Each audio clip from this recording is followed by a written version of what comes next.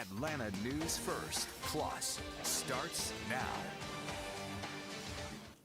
Thank you for joining us here at the First Alert Desk on Atlanta News First Plus for Catch Up Quick, where we catch you up on the news making headlines in and around Metro Atlanta. We also have First Alert meteorologist Rodney Harris joining us in a few minutes with your First Alert forecast. I want to start by taking you out to Cobb County, where we are following a deadly investigation. Police looking into a pedestrian crash that took place earlier this morning on a very busy stretch of road. Now, Atlanta News First Don Shipman was there with the First Alert breaking news tracker along Cobb Parkway, where police say one person was killed. We got that confirmation from Cobb Police that this was a deadly pedestrian crash. The person hit by a car was killed. I want to show you what's going on right now because this area is still blocked off right now. You can see Cobb Police are here, also Kennesaw Police, and we just watched as the medical examiner showed up. Now, Cobb Police say that they were dispatched to this area right after 5 o'clock this morning. This is Cobb Parkway, where it meets Crater Lakes Drive. The southbound side of Cobb Parkway closed off right now, and it will be for some time. It's shut down from Old Highway 41 to Barrett Parkway. Authorities say that it'll be closed for several hours. I talked with a man who was out for a ride on his bicycle this morning, and he lives right down the street. He calls this intersection dangerous for pedestrians.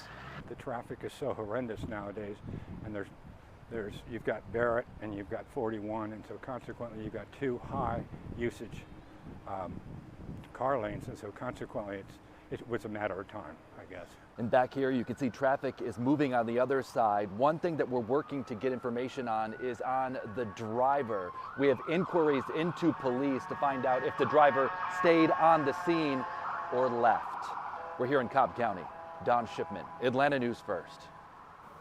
Thank you, Don. And another story we're following right now, a decision looming on what could impact hundreds of families. Atlanta Public School leaders weighing the possibility of closing or repurposing some schools. Now, the district says it has to do with enrollment in aging buildings. Atlanta News First Sarah Hammond reports at Atlanta Public Schools as they are looking for community input.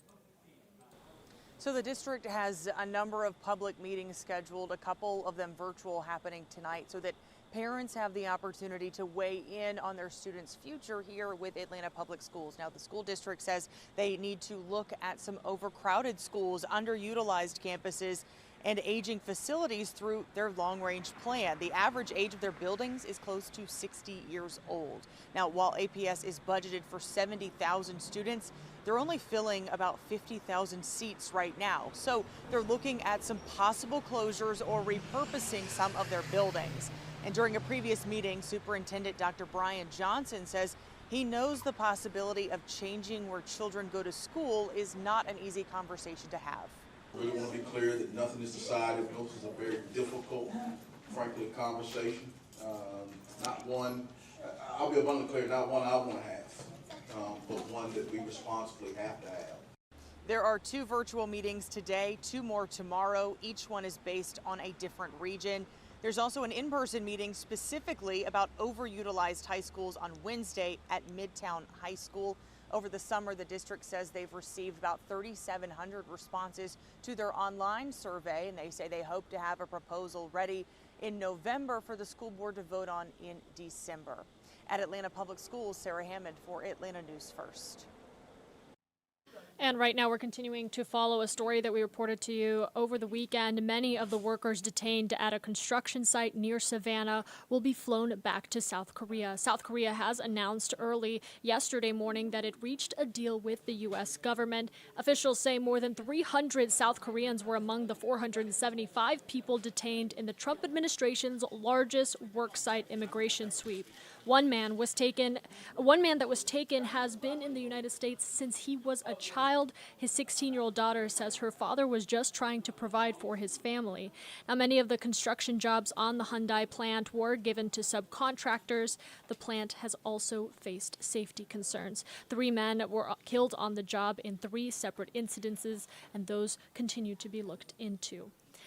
Happening today, we are back in court as we continue to take you out there live. Since this morning at about 10 a.m., court got underway for the man accused in a deadly 2021 spa shooting. Robert Air Long pleaded not guilty to 4 killings in Fulton County. He's already serving a life sentence for another 4 in Cherokee County, but in Fulton, where he is today, he faces the death penalty. Most of the victims of this tragic day were of Asian descent. The killings sparking the Stop Asian Hate movement across the country back in 2021. We want to take you out for a brief minute inside that courtroom where we are continuing to stream for you on Atlanta News First Plus. You can watch along with us as these motions hearings are expected to continue throughout the week on our Courts and Trials channel. Publicity, we do so with a time delay between trial and pretrial publicity exposure. And so our mock juror participants will read the pretrial publicity. Typically, there will be a delay of 7 days or more. Sometimes they will get this publicity in person in the lab. Other times, they'll receive it online over time and receive it that way. Then they come back to the lab. They watch a videotaped trial. That's an actual trial, which has been shortened to be used in research. They then deliberate and hopefully come to a unanimous decision about guilt, but we can't keep them there forever, so some do not. And then we explore the systematic variation of pretrial publicity allows us to have different types of pretrial publicity, different amounts of pretrial publicity, and we could have different time delays. And that way we know that the effects of these variables, such as negative defendant versus no, is due. And again, we will continue streaming that for you today and throughout the week. You can download the Atlanta News First app to get alerts on when we go live so that you can follow along with us. Speaking of court, we are also following another hearing, set of motions hearings, I should say, relating to the 61 demonstrators that were charged with terrorism nearly 2 years ago in connection to the Atlanta Public Safety Training Center protests, or Cop City, as it was called by protesters. Now, some of these defendants allege that property damage is not violence. A Georgia State Patrol killed one protester, Manuel Tehran, while they were clearing an encampment, which ultimately sparked more protests, some of which are in the middle of this case here today. And of course, these are just motions hearings, but if it does escalate into trials, we could be dealing with the largest racketeering case in American history right here in Atlanta. So we will continue to keep you up to date on what comes of this. You can tune in to our Atlanta News First evening newscast for reports from our team. And I hope when you stepped outside, you noticed that we had some fall-like weather in the mix, some chilly sweater weather moment for you today. That expecting to continue as we get further and further into the work week. First Alert meteorologist Rodney Harris joining me now with your First Alert forecast. Hey there, everybody. I'm First Alert meteorologist Rodney Harris. So what a week we have in store in North Georgia. Let me start by saying there are no rain chances in your forecast the entire week. There are no First Alert weather days. So basically the week will start like fall and then end feeling more like summer. Here's a look at those hour-by-hour temperatures today. We were at 84 degrees yesterday, but today it'll be a little bit cooler because, one, we're going to have more clouds out there. There's actually some cooler air that's moving in. Plus, there's going to be a bit of a breeze. So lunchtime, 72, 3 o'clock, 79. That's your high. By 6 o'clock, we're down to 76 degrees, and by 9 p.m., 71. So a relatively cooler day, especially compared to yesterday. Look at that normal for this time of year. It's 86, so as you can see, we are below average today. So fall-like temperatures, but again, that won't last the entire week. Here is a look at that 7-day forecast. For Tuesday morning, it'll be cooler than what we saw this morning by a few degrees. In Atlanta, 63.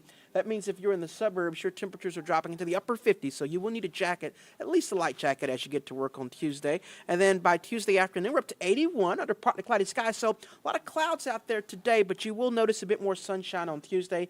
And how about Wednesday? 62 in the morning, so even cooler Wednesday morning, slightly, but cooler. And then 85 for Wednesday afternoon, complete sunshine. The Braves are playing the Cubs, 7:15 Great game, low humidity. If you're not going to watch at Truist Park, don't forget you can watch it right here on Atlanta News First. So here we go. The end of the week, it's feeling more like summer. Okay, that high is 89 degrees on Thursday, 88 degrees on Friday. And we're going to keep those upper 80s in your forecast through the upcoming weekend. So feeling like summer. Had a couple of questions about the 90s with those temperatures getting so close at the end of the week. So our normal amount of 90-degree days for an entire year in Atlanta is 38.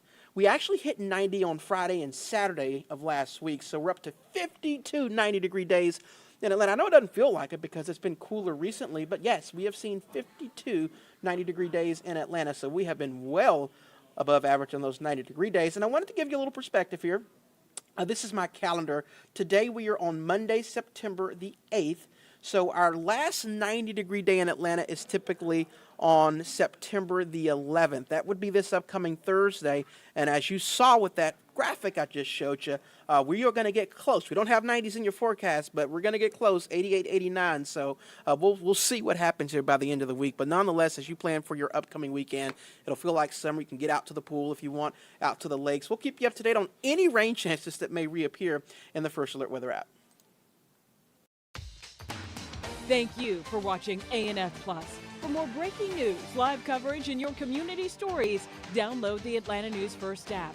You can also watch us on YouTube, Roku, Apple TV, and Fire TV. To join the conversation on YouTube Live, visit our channel and hit subscribe. You can also listen to the Atlanta News First podcast by searching Atlanta News First on your preferred listening platform.